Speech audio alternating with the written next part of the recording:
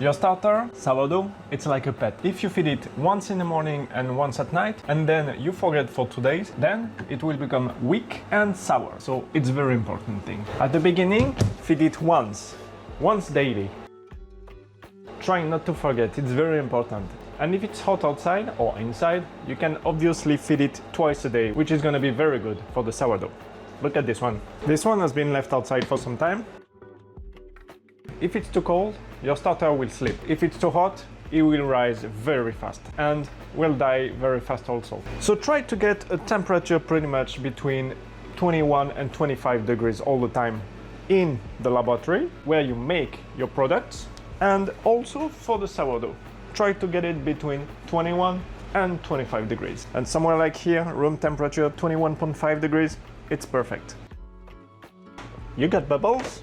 Great. But that doesn't mean your starter is ready. Some starters, they are full of air, full of bubbles, but they are very weak as bath foam. Watch for a rise after feeding your sourdough. Mark a level, like here, I put the stickers, and then you just check if it double up. And this one has double up, so that's super good.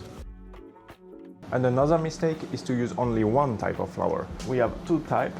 We have the white flour and we have rye flour. So in France you will have like different type, like type 65, type 50, and there's a video you can watch about all these flours, but abroad most of the time it's only one type for each cereal. White flour has a lack of microbes, so less fermentation. So your starter, it can be slow to raise, but it really depends on the flour. Like refined flour is not good, but pizza flour can be good on the other way, so it depends. But this, for example, rye flour, it's also very good. But in general, you can start with half rye and half wheat, for example. Once your sourdough is stable, you can switch to the white flour.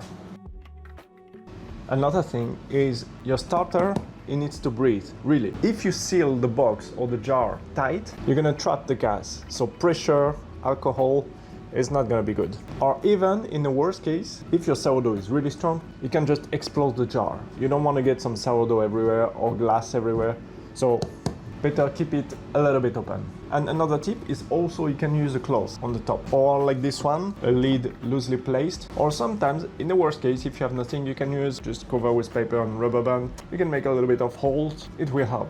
But remember, sourdough needs air. 50 grams one day, 10 grams the next, your starter will get confused.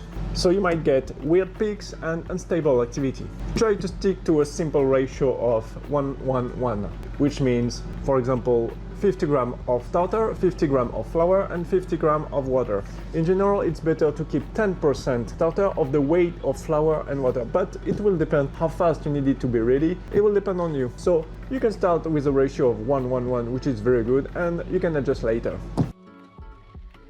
Use your starter too early or too late and it will collapse. So the sweet spot is at its best peak.